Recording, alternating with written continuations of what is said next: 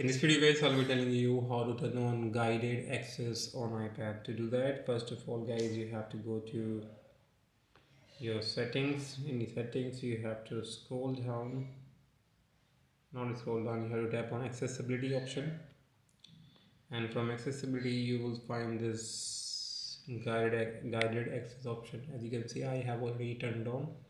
Tap on it and you have to tap on this. You have to enable this guided access and you have to set the passcode guys from here.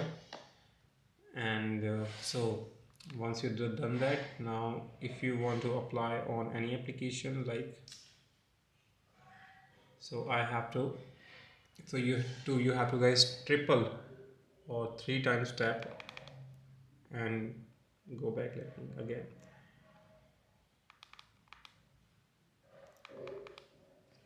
And now you can tap on this guided access to disable any section of your or any area of your iPad by touch. So yeah, this is how guys you can do this. Hope you like it. Subscribe for more videos guys. Till then, bye.